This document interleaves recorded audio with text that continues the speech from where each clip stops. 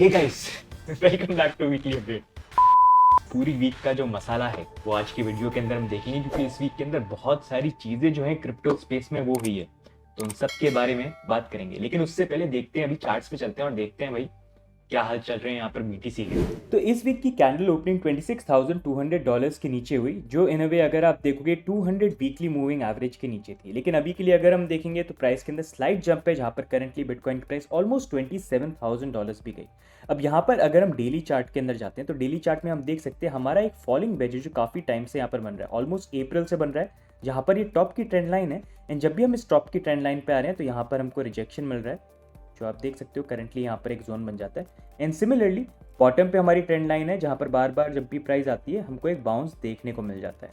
तो currently bitcoin की price के लिए अगर हमको ऊपर की तरफ मूव करना है, अभी ये अपर ट्रेंड लाइन जो है ये काफ़ी ज़्यादा इंपॉर्टेंट है यहाँ पर ब्रेक करना। पॉसिबली एक तरह का जो मूव हो सकता है, which something I am looking for, इसकी प्राइस थोड़ा सा ऐसे जाके थोड़ा सा probably and then maybe try to break out. There can be a probability, but it depends कि उस टाइम पे मार्केट सिचुएशन कैसी हो रही है। लेकिन अभी के लिए this can be a possibly move जो प्रॉब्ली यहाँ पर हो सकता है। लेकिन अगर ये ब्रेकआउट नहीं हुआ तो वो थोड़ा सा कंसर्निंग यहाँ पर हो जाएगा। वैसे फॉलिंग वेज एक थोड़ा सा बुलिश पैटर्न होता है, जो ऊपर की तरफ ब्रेकआउट होने का इंडिकेशन थोड़ा सा ज़्यादा यहाँ पर देता है। बाकी एक चीज़ जो मैं थोड़ा सा मैच कर रहा था जस्ट टू सी कि आरएसआई की करंट कंडीशन क्या है, तो आरएसआई ऑल्सो लुक्स ओके। अगर हम थोड़ा सा यहाँ पर से देखते हैं अराउंड मार्च के अराउंड, तो उसके अकॉर्डिंग इट लुक्स ओके। लेकिन अगर हम थोड़ा सा डीप इसके अंदर और जाते हैं एंड थोड़ा सा जूम इन करते हैं, रीसेंट ये जो मूवमेंट है, जो करंट यहाँ पर मूवमेंट है आप देख सकते हो, वहाँ पर हमको हल्की सी बेरिश डाइवर्जेंस देखने को मिल रही है। तो उसी अकॉर्डिंग, इसी कारण से आई वाज थिंकिंग कि प्रॉब्ली यहाँ पर अगर मूवमेंट होता है तो उसकी पॉसिबिलिटी ये हो सकती है कि प्राइस के अंदर हल्का सा यहाँ पर जाके एंड फिर करेक्शन है, फिर पॉसिबली सेकंड ट्राई के अंदर कोशिश हो यहाँ पर। तो this is something that I am looking out for. बाकी फंडिंग रेट यहाँ पर देखते हैं तो funding rate currently it's okay, इतना कुछ देखने के लिए नहीं है। थोड़ा और अगर नेगेटिव टर्न हो जाए तो बेटर है, आई थिंक थोड़ी सी और पॉसिबिलिटी है। ओवरऑल ओके है, थोड़ा सा कुछ प्लेटफॉर्म पे नेगेटिव है, तो थोड़ा सा और नेगेटिव अगर यहाँ पर फंडिंग रेट हो जाती है तो वो अच्छा रहेगा, जो आने वाले 1-2 दिन के अंदर we will get more clarity about it. बाकी नेक्स्ट मूविंग ऑन इस वीक की फर्स्ट न्यूज के बारे में हम बात करें तो लास्ट वीक एसईसी ने यहाँ पर यूएस कोर्ट में अपील किया था कि भाई बाइनेंस यूएस के सारे एसेट्स जो है उसको फ्रीज किया जाए। अब अगर उसके फेवर में डिसीजन आता तो काफी नेगेटिव होता बाइनेंस यूएस के लिए, लेकिन थैंकफुली यहाँ पर कोर्ट ने बोला कि नहीं भाई, ऐसे एसेट्स फ्रीज करने की जरूरत नहीं है, आप दोनों आपस में डिस्कस करो और डिस्कस करके ये देखो क्या पॉसिबल मूव्स होने चाहिए यूएस कस्टमर्स के फंड्स को सेफ रखने के लिए। एंड एसईसी के जो कंसर्न्स है कि भाई मैनिपुलेट कर सकते हैं रिकॉर्ड्स को, उसको बचाने के लिए। तो यहाँ पर दोनों ने मिलकर बात करी एंड उसके बाद उन्होंने डिसाइड किया कि यहाँ पर बाइनेंस यूएस के जो कस्टमर्स हैं और जो एक्सेस है वॉलेट्स का या फिर अमेजॉन वेब सर्विसेज का, वो सिर्फ यहाँ पर बाइनेंस यूएस के एम्प्लॉयज जो उनके पास ही रहेगा। बाइनेंस ग्लोबल का किसी भी तरह से एक्सेस यहाँ पर नहीं रहेगा।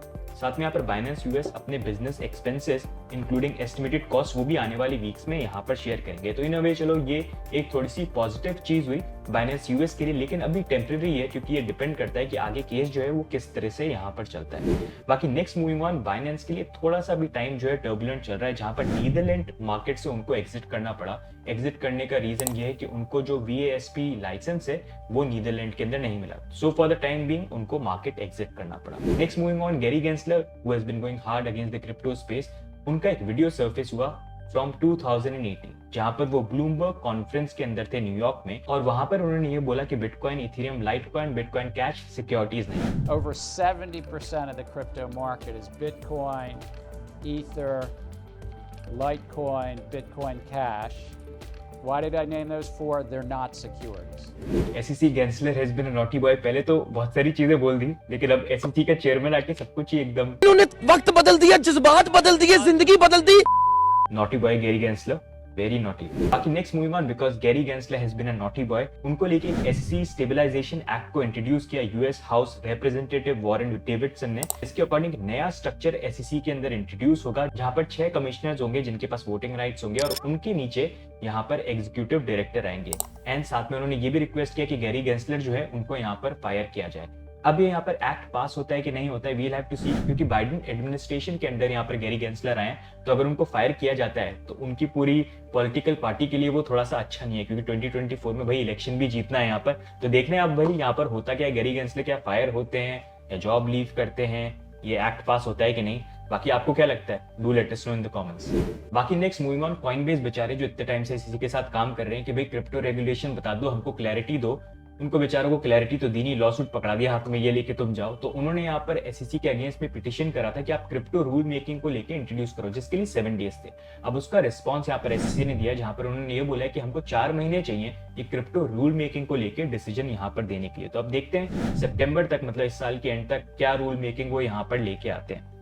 ईयर इंटरेस्टिंग होने वाला है यहाँ पर। इन 2024 तो वैसे इंटरेस्टिंग है, बिटकॉइन हावेंगे वहां पर। बाकी नेक्स्ट मूविंग ऑन, यूएस के मैक्रो नंबर्स जो है सामने निकल के आए, जहां पर इस बार यूएस के inflation it decline to 4% for the month of May 2023 compare to last month, जहां पर 4.9 था और सिर्फ 0.1 डिक्रीज था। इस बार काफी मैसिव डिक्रीज हुआ है। इसके बाद एफओएमसी ने इंटरेस्ट रेट का भी अनाउंसमेंट किया, जहां पर फॉर द फर्स्ट टाइम यहाँ पर उन्होंने इंटरेस्ट रेट को राइज नहीं किया, लेकिन उन्होंने ये जरूर बोला कि अभी हम कंडीशन देखेंगे मार्केट में क्या चीजें चलती है, अगर चीजें इतनी सही नहीं हुई और इन्फ्लेशन टारगेट 2% का जो है वहां पर हम नहीं जाते हैं, तो 2 बार हमको और इंटरेस्ट रेट इंक्रीज करनी पड़ सकती है, जहां पर इंटरेस्ट रेट 5.6% तक यहाँ पर जा सकती है। साथ में यहाँ पर US retail sales rose by 0.3% month over month in the month of May, जो इन अ वे यहाँ पर शो कर रहा है कि despite the inflation and high interest rate, यहाँ पर कंज्यूमर स्पेंडिंग अभी भी ठीक ठाक चल रही है। एंड कंज्यूमर स्पेंडिंग काफी इंपॉर्टेंट है, क्योंकि अगर ये नेगेटिव होती है तो इसके नेगेटिव इंपैक्ट होने के काफी चांसेस हैं, रिसेशन आने के भी काफी ज्यादा चांसेस हैं। बाकी next moving on, ripple versus SEC में हिंदन ईमेल्स भी सामने निकल के आए, जहां पर एसईसी ने स्टेट किया कि पॉसिबली इथेरियम को यहाँ पर रेगुलेट करने की जरूरत नहीं है बैक इन 2018। एंड ईमेल्स के अंदर ये भी डिस्कशन था एसईसी ऑफिशियल्स के बीच में कि इथेरियम सिक्योरिटी पॉसिबली शायद यहाँ पर नहीं है, लेकिन उसको लेके कोई भी डिसीजन और कोई भी फॉलोअप यहाँ पर नहीं आया। अब ये जो ईमेल सामने निकल के आए, क्या यहाँ पर रिपल की जो बैटल चल रही है एसईसी के अगेंस्ट में वो विन करने में उसको हेल्प करती है? एंड क्या यहाँ पर अभी ऑल्ट कॉइन्स को लेके एसईसी ने जहाँ पर बोला है कि पॉसिबली सिक्योरिटीज होती है, उसको भी लेके क्या क्लैरिटी आती है? Does it help? We'll have to wait and see. But Ripple का और एसईसी का जो केस चल रहा है उसको लेके भी पॉसिबल अनाउंसमेंट जो है वो हमको आने वाले कुछ टाइम में यहाँ पर देखने को मिल सकता है। जब ये न्यूज निकल के आई तो यहाँ पर एक्सआरपी की प्राइस भी थोड़ी सी जंप करी, it went to around 0.53 cents, लेकिन उसके बाद प्राइस थोड़ी सी कोलैप्स करके अभी नीचे आ गई है and currently trading around 4.48 cents. बाकी नेक्स्ट मूविंग ऑन, एक तरफ जहां पर एसईसी पूरा धावा मार रहा है बाइनेंस पे, कॉइनबेस पे, ऑल्ट कॉइन्स के पीछे हाथ धो के पड़ा हुआ है, वहीं पर पीछे से अगर आप देखोगे चुपके चुपके यहाँ पर फेड ऑफिशियल्स ने चार्जेस ड्रॉप कर दिए सैम बैंकमैन-फ्रीड के अगेंस्ट में। सैम बैंकमैन-फ्रीड जो एफटीएक्स के फाउंडर और सीईओ थे, बिलियंस ऑफ डॉलर्स यहाँ पर गायब हैं और उसको लेके प्रॉब्लम चल रही है। डेमोक्रेट पार्टी जो है उनको, उन्होंने सेकंड लार्जेस्ट डोनर वो यहाँ पर थे, तो उनको लेके अराउंड यहाँ पर 8 काउंट्स ऑफ चार्जेस जो थे वो यहाँ पर लगाए गए थे, जिसको लेके ट्यूसडे को एसबीएफ ने ये बोला कि नहीं, मैं निर्दोष हूँ, ये सारे के सारे चार्जेस जो लगाए गए ये एक साजिश है।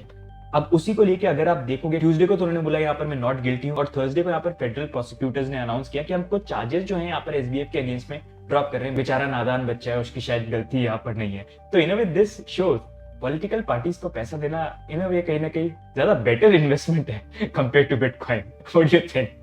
No, I'm just joking.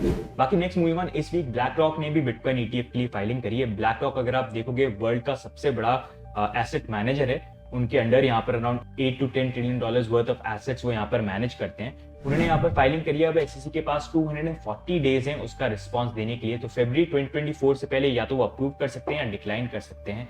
अगर आप देखेंगे बिटकॉइन स्पॉट ईटीएफ की फाइलिंग पहले भी काफी सारी फर्म्स ने कर रखी है, जिसमें फिडेलिटी वो भी one of the largest asset manager हैं, 4-5 ट्रिलियन वो भी मैनेज करते हैं। उन्होंने भी अप्लाई किया था लेकिन डिक्लाइन हो गई थी। तो ब्लैक रॉक को लेके मोस्टली ये बोला जा रहा है पॉसिबली हो सकता है शायद अप्रूव हो जाए, क्योंकि आज तक सिर्फ उनका एक ईटीएफ है जो यहाँ पर रिजेक्ट हुआ है। कुछ लोगों का यहाँ पर ये भी बोलना है कि उन्होंने फाइलिंग इसलिए किया है क्योंकि गैरी गेल्सले की जो रीसेंट मूव है उसके अगेंस्ट में वो स्टेटमेंट देना चाहते हैं, जहाँ पर वो क्रिप्टो के अगेंस्ट में यहाँ पर फाइट करें, लेकिन इन अ वे उन्होंने ईटीएफ फाइल करके शो किया, इंडिकेट करने की कि मे बी गैरी गेल्सले की अप्रोच जो है वो यहाँ पर सही नहीं है। बट अगर इन अ वे यहाँ पर ब्लैक रॉक का ईटीएफ अप्रूव होता भी है तो इसके बाद बाकी जो बेचारे इतने टाइम से लगे हुए कि हमारा भी ईटीएफ पास करवा दे यार, थोड़ा सा देख लो इधर उधर, वो भी पास होने के चांसेस हो सकते हैं। वो काफी पॉजिटिव हो सकता है क्रिप्टो स्पेस के लिए, लेकिन इन अ वे नेगेटिव भी होगा, क्योंकि ऐसी बड़ी फर्म्स अगर बिटकॉइन को लार्ज अमाउंट में होल्ड करने लग जाएंगी तो यहाँ पर थोड़ी सी प्रॉब्लम भी हो सकती है आने वाले टाइम के अंदर, जहां पर उनका कंट्रोल ज्यादा हो सकता है। बाकी नेक्स्ट मूविंग ऑन, चाइना, जिनका हमेशा मतलब बॉयफ्रेंड गर्लफ्रेंड की तरह रिलेशनशिप है, कभी साथ में पैचअप होता है और फिर ब्रेकअप होता है, ब्रेकअप थोड़ा ज्यादा यहाँ पर हो जाता है। तो वहां पर बैंक ऑफ चाइना ने इशू किए $28 मिलियन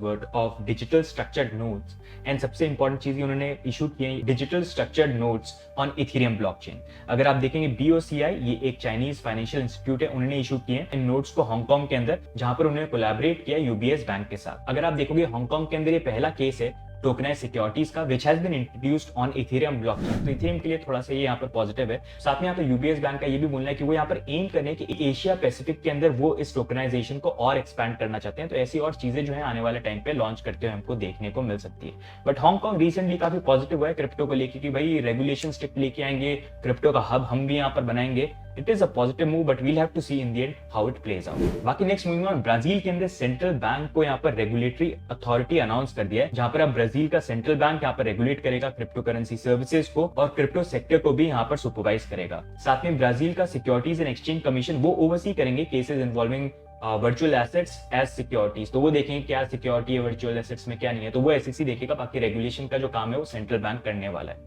ये जो नया लॉ है उसको प्रेसिडेंट लूना ने ऑलरेडी साइन कर दिया है एंड ये लागू हो जाएगा 28 जून से। तो ये सारी इस वीक की काफी इंपॉर्टेंट न्यूज है। मतलब थोड़ा सा टर्बुलेंट चल रहा है टाइम, लेकिन थोड़ी पॉजिटिव न्यूज भी जो है यहाँ पर निकल के आ रही है। It's going to be very interesting to see, but overall it gives an idea कि इतनी सारी चीजें होने के बाद भी there are lot of positives that are happening. And अभी ये टर्बुलेंट टाइम है, लेकिन जब ये निकल जाएगा अच्छे दिन भी जो हैं आ जाएंगे, अच्छे दिन जल्दी आएंगे।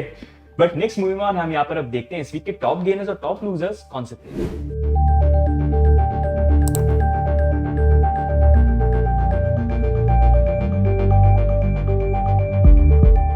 अब नेक्स्ट मूविंग ऑन हम देखते हैं fun fact of the week. तो यहाँ पे pop sensation and star Justin Bieber, अगर आप देखेंगे अभी लास्ट जो क्रिप्टो बोल रहा था जहां पर एनएफटी का भी क्रेज था, बोर्ड एप मतलब बंदरों की जेपेग इमेजेस जो है वो मतलब $1 मिलियन में बिक्री थी।